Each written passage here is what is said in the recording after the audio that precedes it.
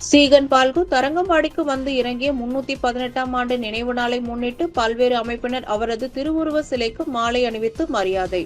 லண்டனில் உள்ள சீகன் பால்கு தமிழில் அச்சிட்ட பைபிளை தரங்கம்பாடிக்கு கொண்டு வர கோரிக்கை. ஜெர்மனி நாட்டை சேர்ந்த சீகன் பால்கு 222 நாட்களில் கப்பலில் பயணம் செய்து 1706ஆம் ஆண்டு ஜூலை 9ஆம் தேதி மயிலாடுதுறை மாவட்டம் தரங்கம்பாடிக்கு வந்தடைந்தார். சீகன் பால்கு 1715இல் இந்தியாவிலேயே முதலில் தமிழில் பைபிளை காகிதத்தில் அச்சடித்து வெளியிட்டார். இந்தியாவிலேயே முதலாக தரங்கம்பாடியில் அச்சகம், காகித ஆலை, மை தயாரிக்கும் கூடத்தை அமைத்தார். தமிழ் நூல்களை காகிதத்தில் முதலில் அச்சேற்றினார்.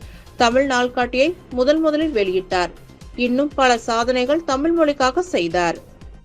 சீகன் பால்கு தரங்கம்பாடிக்கு வந்து இறங்கிய 319ஆம் ஆண்டு நினைவு தின நாள் இன்று கொண்டாடப்பட்டது.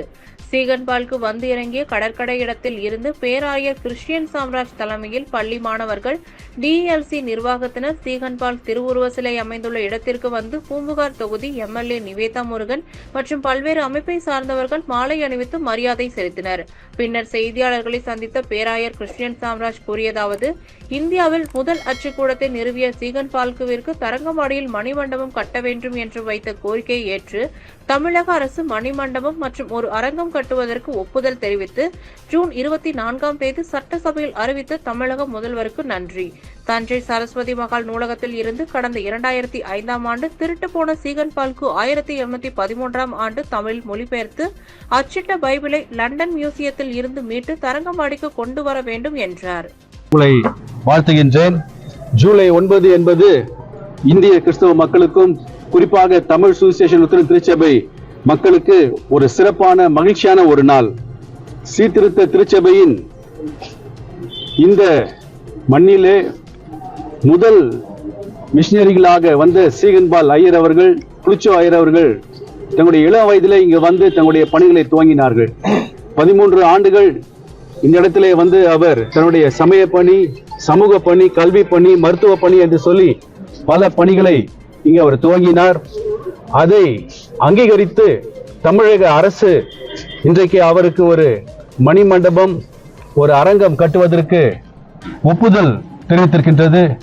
அது எங்களுக்கு மிகவும் சந்தோஷமான ஒரு செய்தி. பல நாள் எங்களுடைய கனவு, எங்களுடைய வேண்டுதல், எங்களுடைய பிரார்த்தனை கேட்கப்பட்ட ஒரு ஆண்டு இந்த ஆண்டு. இதற்காக முயற்சி செய்த பூம்புகார் எம்எல்ஏ திரு நிவேதா முருகன் அவர்களுக்கு எங்களுடைய நன்றிகளை நாங்கள் தெரிவித்துக் கொள்கின்றோம். அதை குறித்து சட்டசபையிலே அவர் பேசியிருக்கின்றார்.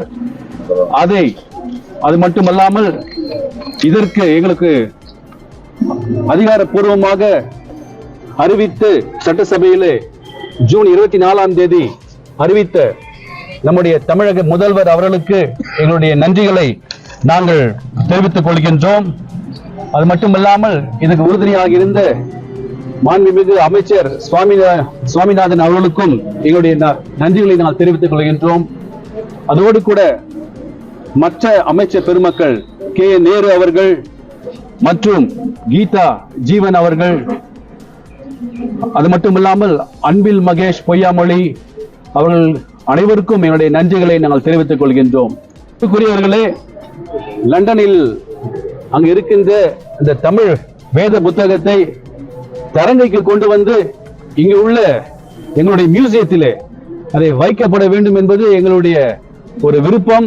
அதற்காக முயற்சிகளை நாங்கள் எடுத்துக் கொண்டிருக்கின்றோம்.